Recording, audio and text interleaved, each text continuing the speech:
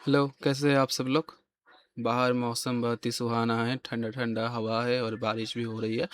पहले के जो लेक्चर थे, उसमें हमने पहले के लेक्चर में जस्ट सेल के बारे में थोड़ा-सा ओवरव्यू लिए थे कि सेल क्या होता है, उसके बारे में थोड़ा-सा जाने थे एंड सेल थ्योरी के बारे में भी हम जाने थे। उसमें स्लेटन एंड श्वान के बारे में भी जाने थे और सबसे इम्पोर्टेंट ओमनी सेलुलर, रटलफ या फिर रडल्फ वर्च्यू उनके बारे में भी जाने थे, ठीक है ना? तो इसका समरी वीडियो भी एक है, मतलब मैंने डाला है उसके बाद, तो आप उसे भी देख सकते हैं 7 मिनट के अंदर, विदिन 7 मिनट्स उसको रिवाइज करने के लिए, ठीक है। अभी देखिए, आज हम सेल का ओवरव्यू के बारे में जानेंगे। इसका भी एक समरी वीडियो आएगा, देख सकते हैं कि उसका समरी भी रेडी है। ओके, अब इसको हम देखेंगे आज एनसीईआरटी के थ्रू कि एनसीईआरटी क्या बोल रहा है, ऐसे उसको हम समझेंगे एज यूजुअल की तरह, ठीक है ना। एंड ओवरव्यू ऑफ सेल, जिसमें हम एक सेल के बारे में थोड़ा सा ऊपरी ऊपरी से जानेंगे कि सेल का समरी बोल सकते हैं कि सेल होता क्या है। जो पहले भी मैंने बताया था उसको थोड़ा सा और एक लेवल ऊपर जाकर जानेंगे, ठीक है। You have earlier observe cell is an in an onion peel and or human chick cells under the microscope. Um, let us recollect their structure. The onion cell, which is typically plant cell, has a distinct cell wall as it at its outer boundary, and just within it is the cell membrane. So इसमें बोला है कि एक अगर आपको पता होगा तो आपने शायद ओनियन के जो पील होता है, मतलब ओनियन के आउटर वाले जो सेल होते हैं उसको शायद आपने देखा होगा। एंड उसमें बोला है कि जो सेल रहते हैं ना जो ओनियन के पील में, उसके स्ट्रक्चर को अगर हम देखें तो क्या होता है उसके आउटर साइड पे, मतलब वो एक प्लांट सेल है। ओनियन का सेल एक प्लांट सेल होता है, तो प्लांट सेल का आउटर पे क्या रहेगा हमने पढ़ा था, सेल मेम्ब्रेन के बाहर क्या रहेगा, सेल वॉल। क्या होता है, सेल वॉल, याद है ना आपको? ओके, अब उसे हमने बोला है कि cell wall has a distinct cell wall as its outer boundary and just within it the cell membrane, and उसके अंदर इसमें है सेल मेम्ब्रेन। यही बोला है कि सेल मेम्ब्रेन है इसके अंदर। ओके, अब देखिए क्या बोला है इसने। इसमें बोला है the cell of human cheek have an outer membrane as the delimiting structure. क्या होता है, डिलिमिटिंग स्ट्रक्चर होता है जो ह्यूमन का चिक सेल होता है, क्योंकि उसमें सेल वॉल तो होता नहीं है, जस्ट एक प्लेन सेल मेम्ब्रेन का स्ट्रक्चर होता है, तो उसी को हमने डिलिमिटिंग बोल दिया, ठीक है। डिलिमिटिंग उसी को बोल दिया। देखिए, डिलिमिटिंग का मतलब हम ऐसे समझ सकते हैं कि आपके रूम के जो डोर है उसके तरफ देखिए एक बार। क्या होता है, आपके जो घर के रूम है उसमें क्या सब लोग आ सकते हैं? नहीं ना। आप चूज कर सकते हैं कि कौन आएगा अंदर कौन नहीं। फिलहाल इंडियन घर में तो प्राइवेसी नाम की कोई चीज़ नहीं, वो अलग बात है। खैर, तो अब डिलिमिटिंग का मतलब है कि वो एक बाउंड्री की तरह है। जैसे आपका दीवार भी तो बाउंड्री पे लगा होता है ना घर के। ऐसा तो नहीं है कि आप एकदम बेड के साथ एक दीवार लगा देते हैं, ठीक है ना, डोर जो है। अब वैसे ही सेल का भी एक आउटर डिलिमिटिंग लेयर है जिसके अंदर से पार्टिकल सेल मतलब घर के अंदर आ सकते हैं। एंड वैसे ही सेल भी चूज कर सकता है कि कौन सा पार्टिकल आएगा कौन सा पार्टिकल नहीं आएगा, डिपेंड करता है cell to cell. Inside each cell is a dense membrane, थोड़ा सा जूम कर लेते हैं, 1 मिनट, हाँ। Inside each cell is a dense membrane bound structure called nucleus. आपको पता होगा कि सेल के जो सेल होता है इसके अंदर साइटोप्लाज्म रहते हैं, उसके अंदर एक छोटा सा न्यूक्लियस भी रहता है, ठीक है ना। सो न्यूक्लियस रहता है सेल के अंदर। अब उसके बाद बोला है this nucleus contains the chromosomes which in turn contain the genetic material। और इसी न्यूक्लियस के अंदर क्रोमोसोम्स रहते हैं जो क्या करता है, जेनेटिक मटेरियल हमारे जो शरीर का जीन्स होता है उसको कंटेन करते हैं। और जीन किसे कहते हैं, हम बोल सकते हैं मोटा मोटा कि डीएनए को हम जीन कहते हैं। तो ये वाला चीज़ फिर से आएगा।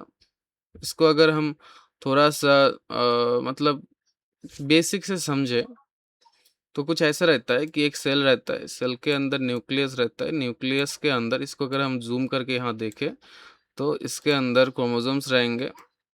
मैं कॉन्डेंस्ड वाला स्ट्रक्चर आपको ड्रॉ करके दिखा रहा हूँ। एंड इस न्यूक्लियस मतलब इस क्रोमोसोम के अंदर ऐसे-ऐसे धागों वाले, ओके दूसरा कलर से आपको समझाते हैं थोड़ा-सा लाइनिंग करके। धागों जैसे कुछ स्ट्रक्चर रहेंगे जिनको हम बोलते हैं डीएनए। सो ये हमारा जेनेटिक मटेरियल होता है।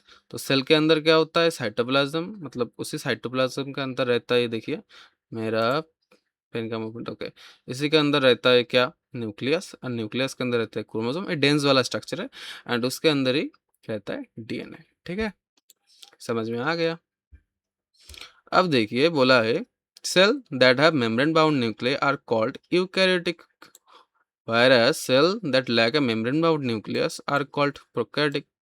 मोटा मोटा जिस सेल में वही न्यूक्लियस जो है उसके आउटर साइड पे मेम्ब्रेन रहेगा उसे हम बोलेंगे, क्या बोलेंगे उसे, यूकैरियोटिक। एंड जिसके साइटोप्लाज्म के अंदर जो न्यूक्लियस है उसके आउटर साइड पे कोई भी तरह का मेम्ब्रेन नहीं रहेगा उसे हम प्रोकैरियोटिक बोलेंगे। अब प्रोकैरियोटिक जो चीज़ है वो आप रिलेट कर सकते हैं कि पुराने, P for prokaryotic, P for पुराने। सो पुराने किस्म की चीज़ जो पुराने मतलब बैक डेटेड है, ठीक है ना, जैसे आप बोल सकते हैं कि बैक्टीरिया, ठीक है ना, बैक्टीरिया। सो बैक्टीरिया क्या होता है, बैक डेटेड है, उसमें कोई भी तरह का प्रॉपर स्ट्रक्चर नहीं है, कुछ नहीं है, आ जाते हैं मुंह उठा के, है कि नहीं। सो बैक्टीरिया को हम बोल सकते हैं कि वो प्रोकैरियोटिक है। और यूकैरियोटिक हमारे ह्यूमन के सेल्स जो इतने एडवांस्ड है, ठीक है ना। In both prokaryotic and eukaryotic cells, मतलब यही जो जिसके अंदर मतलब जिसका न्यूक्लियस मेम्ब्रेन बाउंड नहीं है एंड जिसका न्यूक्लियस मेम्ब्रेन बाउंड है, वो दोनों ही a semi fluid matrix called cytoplasm. इतनी देर से मैं चिक के बोल रहा हूँ कि साइटोप्लाज्म मतलब कि सेल के अंदर के जो लिक्विड होता है इसे ही हम साइटोप्लाज्म बोलते हैं। ठीक है, अब देखिए साइटोप्लाज्म इसे बोलते हैं, आपको बाद में पता चलेगा कि जैसे दूसरे जो ऑर्गेनल्स होते हैं, सेल के अंदर ऑर्गेनल्स रहते हैं, वो आपको बाद में पता चलेगा। एंड उसके अंदर भी कुछ ऐसे ही लिक्विड रहते हैं, किसी को मैट्रिक्स बोलते हैं और किसी को कुछ और नाम से भी बोलते हैं। अब फिलहाल वो जानना का ज़रूरत नहीं है, जानना उतना इम्पोर्टेंट नहीं है, वो बाद में आएगा तो ग्रेजुअली हम जान सकते हैं, ठीक है ना। अब देखिए क्या है कि इसमें बोला है कि the cytoplasm is the main arena of cellular activity. This is very very important line कि साइटोप्लाज्म में क्या होता है, main arena, arena of cellular activities.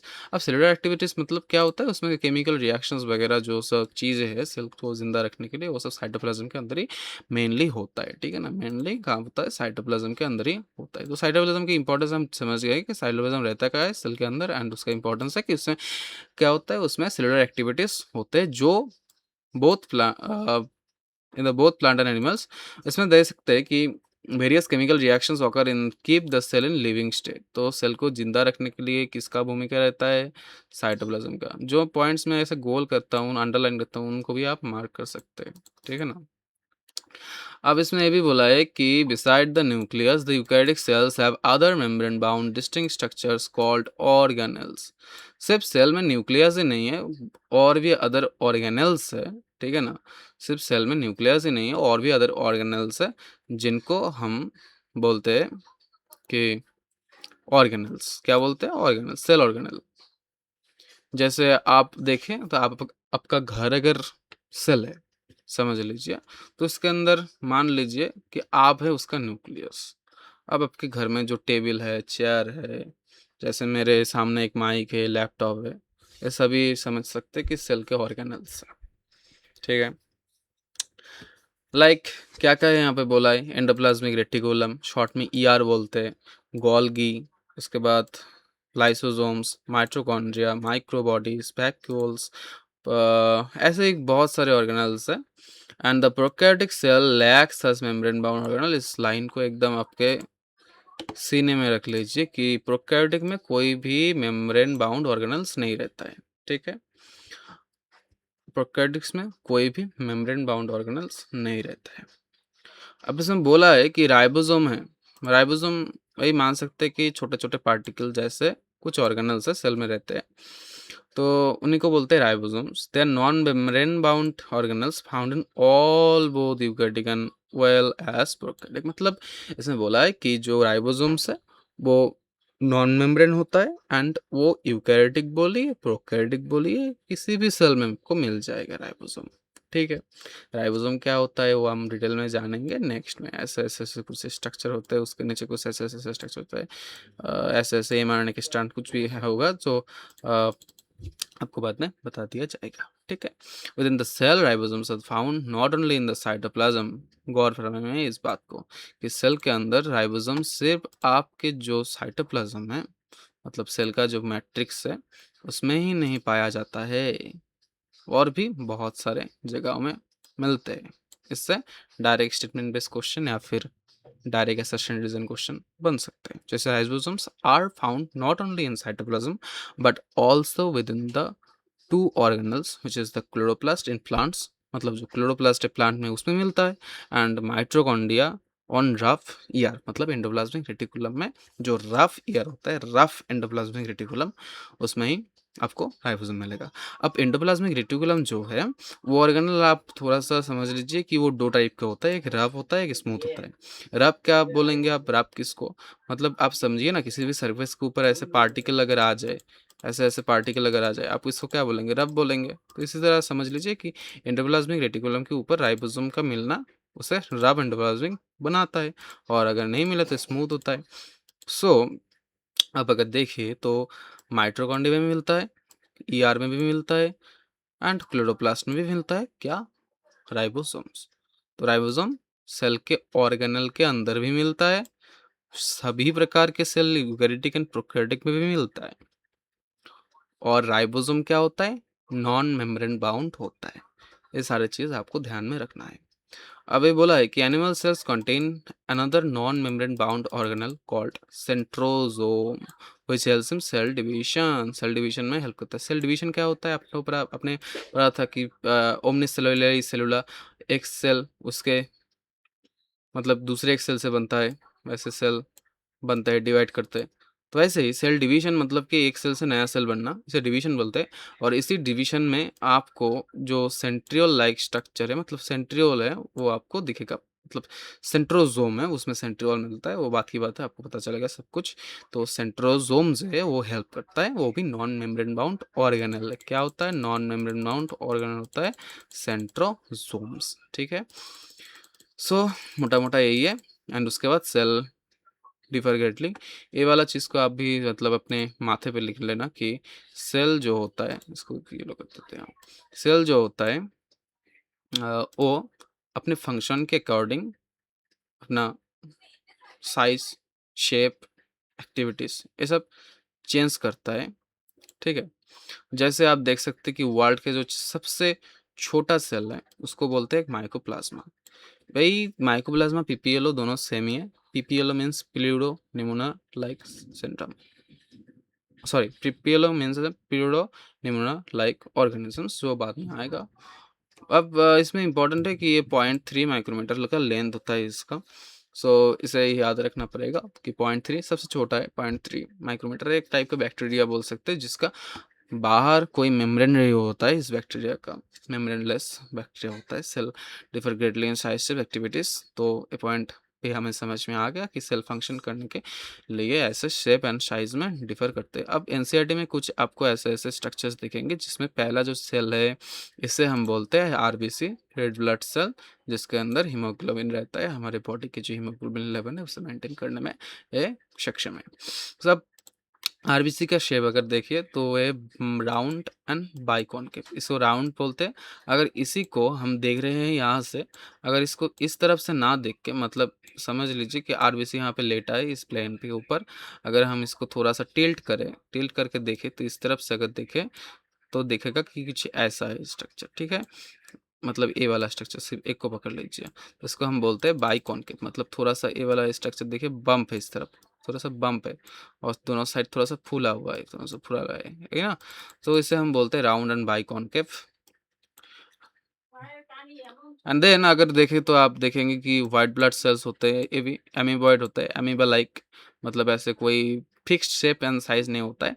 और एमीबा का जो मेन फंक्शन है कि वो एनगल्प कर सकता है, मतलब दूसरे पार्टिकल को खा सकता है, ऐसे ऐसे उसके ऊपर आ जाके, मतलब समझिए एक पार्टिकल है, ठीक है, एक दुश्मन पार्टिकल है, इसे हमें खाना है। तो हम बुलाएंगे किसको, हम बुलाएंगे हमारे वाइट ब्लड सेल को। वे आएगा और इसको ऐसे ऐसे घेर लेगा, इसको घेर के ऐसे खाना शुरू कर देगा एंड खाते इसको अपने पूरे मतलब शरीर के अंदर समा के एकदम ख़त्म कर देगा ऐसे, ठीक है ना। अब देखिए उसके बाद कॉलमनर एपिथेलियल सेल से स्ट्रक्चरल ऑर्गेनिज्म में हम इसको देखेंगे। Columnar epithelial cell long and narrow होता है, इसे हम बाद में देखेंगे। नर्व सेल भी बाद में आएगा कि जो ब्रांच एंड लॉन्ग होता है एंड ट्रैकेट जो है वो एलोंगेटेड होता है। सब इसी को सिर्फ एक याद रखने वाली बात कि ट्रैकेट जो होता है लंबा होता है, एलोंगेटेड होता है tracheid. And mesophyll cell plant में रहता है, प्लांट के पत्तों में ज़्यादातर हमें दिखाएंगे। वह राउंड एंड ओवल होता है, ठीक है, राउंड एंड ओवल होता है। अब देखिए कि इसमें बोला है कि सेल की जो साइज़ है वो डिफ़र कर सकता है greatly in size and shape. जैसे माइक्रोप्लाज्मा देख सकते हैं 0.3 माइक्रोमीटर का है। उसके बाद आपको दिखाएँगे कि अ, कि व्हाइल बैक्टीरिया है उसका जो मतलब लेंथ है, बैक्टीरिया का जो लेंथ है वो क्या हो सकता है, वो 3 टू 5 माइक्रोमीटर हो सकता है, माइक्रोमीटर हो सकता है। अब देखिए कि लार्जेस्ट आइसोलेटेड सिंगल सेल वो ऑस्ट्रिच का एक है। इंपॉर्टेंट क्वेश्चन है बट इसका आने की प्रोबेबिलिटी 0 है because this is very common question. किसी भी बच्चे को जाकर पूछ लेंगे तो वो भी बता देगा।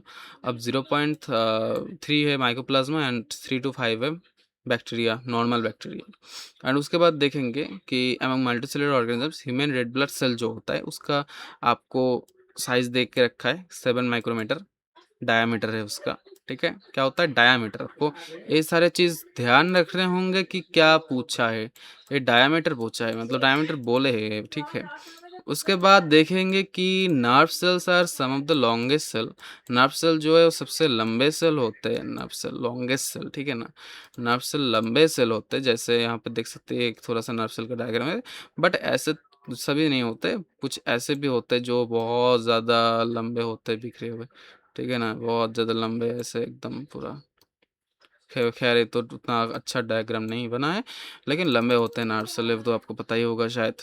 अब उसके बाद देखिए कि cells also vary greatly in their shape. They may be discs like, उसके बाद polygonal, columnar, cuboid like, उसके बाद और इवन irregular।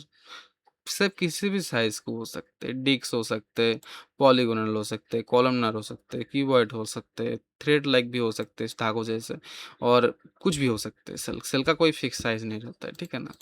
अब उसके बाद बोला the shape of cell may vary with the function of the perform. ये बहुत ही इंपॉर्टेंट लाइन है कि सेल का जो साइज है वो मे वेरी, इसको वर्ड को देख सकते हैं कि सेल का जो साइज होता है वो वेरी करता है, ठीक है ना। सेल का साइज वेरी करता है उसके शेप एंड फंक्शन के अकॉर्डिंग, जो मैंने पहले भी आपको बताया था। तब यही पार्ट इसको हमने पढ़ना था, हो गया है पार्ट कंप्लीट। अब इसको थोड़ा सा क्विकली समराइज़ कर देते हैं, उसके बाद समरी वीडियो भी आएगा। समरी वीडियो में भी हम वही चीज़ें डिस्कस करेंगे।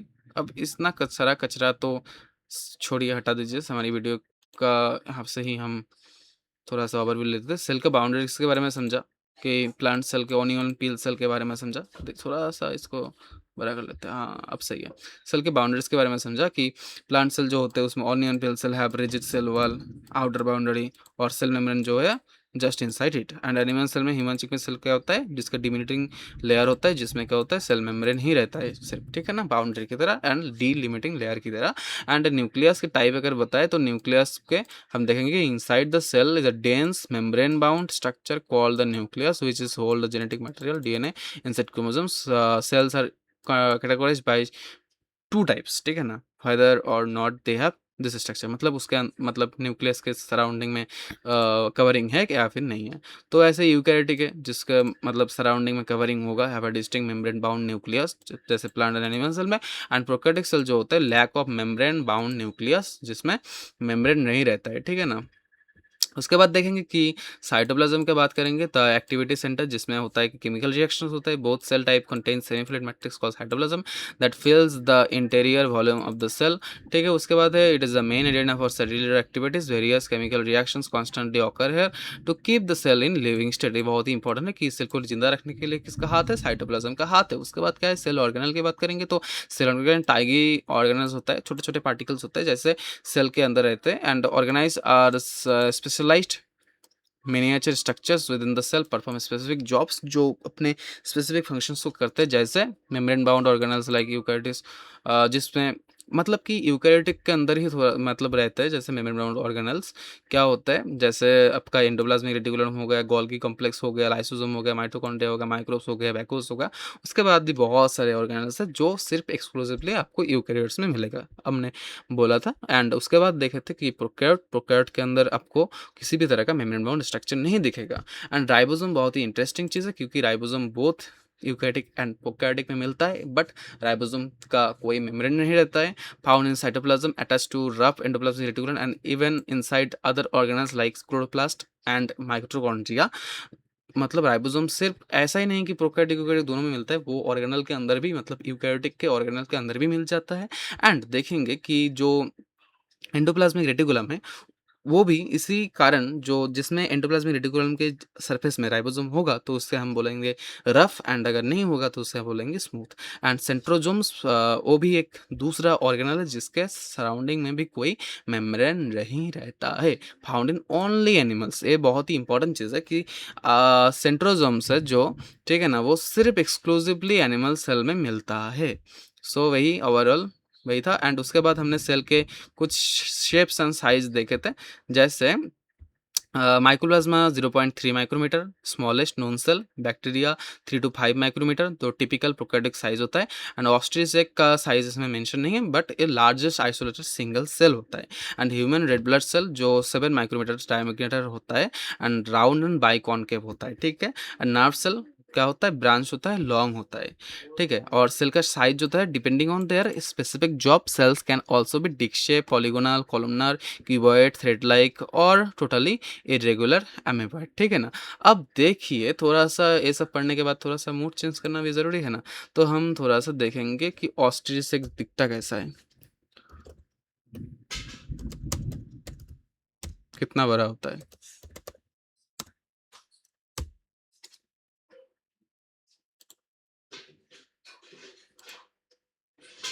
बस गूगल पापा जी कॉपीराइट मत देना।